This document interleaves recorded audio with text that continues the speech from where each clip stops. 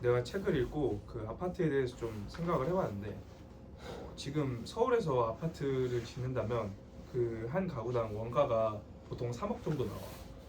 근데 그거를 되팔게 되면 그 지었을 때 30억 정도가 된단 말이지 서울에서는 평균가로. 그러면 이게 사실 자본주의 체계 안에서 이 건설사가 아파트를 안 지어야 될 논리가 없잖아 사실. 그렇지, 무조건 짓지. 너무 이득이잖아.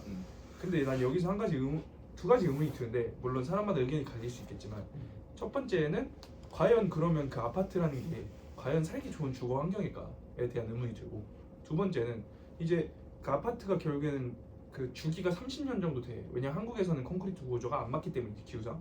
그래서 30년 정도 주기가 되는데 그래서 계속 재건축을 하고 하잖아. 근데 사실 콘크리트에 드는 환경 오염은 어마어마하단 말이야. 세계적으로 건축에 드는 이산화탄소가 40%가 넘는데 그 중에서도 꽤 많은 걸 차지하고 있는 게 그 시멘트란 말이지. 근데 이 상황에서 과연 아파트를 계속 이렇게 지어대는 게 과연 좋은 일일까? 라는 생각이 들어. 나는 이야기를 해보고 싶었던 게 물론 친환경적인 부분도 되게 중요하지만 그걸 만약 배제하고 그러니까 완전 극으로 그 친환경적인 아파트가 존재를 한다고 쳤을 때 그 구조가 갖고 있는 문제점은 뭘까를 좀 더 얘기했으면 좋겠어. 사람들에 대한 삶이 나는 개인적으로는 그 지금의 아파트와 옛날 그 노동을 위해서 사람들이 모여 살던 노동자 주거들의 주거 형태는 크게 달라지지 않았다고 생각하거든. 그러니까 지금 옛날에 이제 그 일을 빠르게 가기 위해서 노동자들이 모여 살던 것과 지금 오피스 단지에 가까이 가기 위해서 그 가까이 아파트들이 지어지고 사람들이 사는 것에 대해서 다르지 않았을 때 그렇다면 결국 이 중요한 것은 그 일을 하기 위한 거리나 그런 요건들이지 주거의 형태에서 어떻게 바뀐다라는 거는 지금 의미가 없다고 생각이 들어. 거기서 이제 연장선을 보면 사실 우리는 지금 그 삶의 범위가 좀 넓어졌다고 생각하고 그러니까 내 공간이라는 그 범위가 그래서 과거에는 그냥 내 집을 어떻게 사는지가 사실 내 집의 형태나 이런 모습으로 결정이 됐다면 지금은 오히려 내 집은 그냥 우리로 비교를 하자면 스튜디오를 이쁘게 꾸미고 우리 집은 그냥 빨랫더미로 쌓여있고 이런 모습이잖아.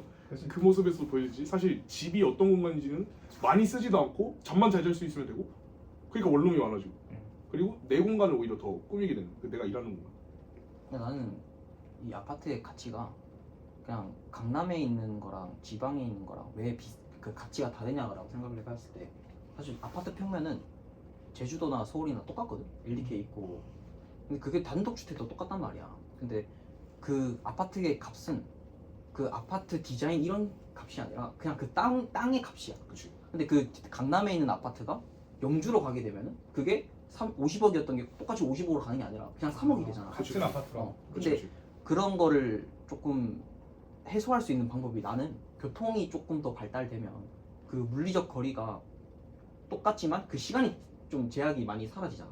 그렇게 되다 보면 좀 강남에 굳이 모여야 될 이유가 없어지게 되는 거지. 그러니까 조금 더 뭔가 이 아파트가 굳이 사실 아파트라는 게 사람들이 많이 모여 살고 밀도가 높아지다 보니까 그걸 수요하기 위해서 높아지는 거야 점점. 근데 그게 점점 그 그라운드 자체가 나의 그 라이프 바운더리 자체가 넓어지게 되면은 사람들이 굳이 모여 살 필요가 없게 되는 거고 그렇게 되면은 굳이 아파트를 콘크리트를 찍어낼 필요가 없는 상황이 되는 거니까 나는 그걸 해결 방법으로 조금 교통 수단이 좀 달라져야 되지 않을까. 근데 결국 책에서 이제 밀도와 이제 아파트의 연관성이 그 얘기를 했을 때 그 더 밀도가 높은 나라에서도 아파트가 우리나라처럼 많지가 않단 말이죠. 그랬을 때 너는 지금 밀도 때문에 아파트가 생겨났다고 생각을 하는 건데 오히려 그렇게 아파트가 형성되어 있기 때문에 우리가 밀도에 눈을 돌리는 게 아닌가라는 생각이 들기도 해. 그렇지. 이게 반대로 생각할 필요가 있지. 우리의 요구 때문에 아파트가 지어졌다라고 생각을 할 수도 있지만 아파트가 지어졌기 때문에 우리가 그걸 추구하고 있는 걸 수도 있지. 그러니까 그게 나는 딜레마라고 생각을 하는데 그러니까 이게 우리가 애초에 아파트가 처음에 생겼던 데가 서울이었잖아. 한국전쟁 이후에 청계천에 판잣집이 생기고 그 사람들을 수요하기 위해서 아파트가 생겼는데 그 아파트가 생겼던 자리에 그 김수건의 세운상가가 생기고 거기다가 거기 세운상가가 강남으로 넘어가게 되면서 그 아파트가 계속 점점 더 생겨났단 말이야 서울에. 그런 뭔 얘기였지? 기억이 안 나. 그러니까 아파트가 그러니까 우리의 요구에 따라서 아파트가 지어지는 딜레마. 근데 이제 나는 그게 계속 서울에다 생기다 보니까 결국 나는 또 똑같은 얘기가 교통수단이 해결되면은 다시 서울에 갈 필요가 없게 되는 거라고 보는 거죠. 그러니까 서울에 아파트가 생기고 거기 사람들이 또 가고 또 그 사람들 수용하기 위해서 아파트가 계속 생기고 이런 상황이 계속 반복되고 있는 상황이잖아. 근데 지금은 서울에서 부산 가는데 1시간 걸리고 이런 상황인데 왜 굳이 인프라와 직장에 대한 거리. 거리 자체가 근데- 많이 없어지는 상황이. 근데 약간 자취방을 예로 들자면 그 거리가 중요하기도 하지만 자취에 대한 로망이 있어서 하는 사람들도 있잖아.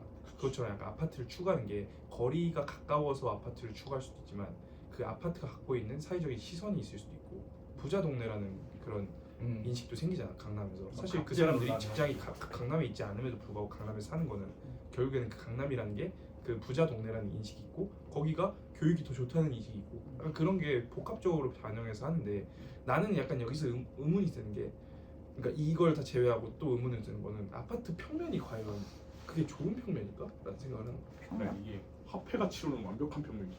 그런가? 모두가 근데, 똑같은 근데 사실 우리가 환경 범위가 달라진다 했잖아 아까. 그치.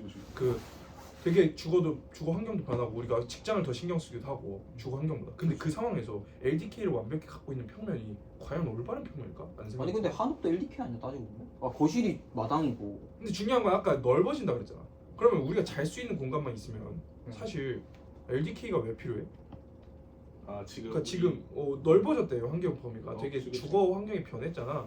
그리고 뭐 재택근무도 할 수도 있고 아니면 근데 난 그 평면이 계속 그렇게 된다는 게 좀 의문이 드는 거야. 오히려 LDK가 유지되고 있다는 게 문제예요. 그러니까 끝나자.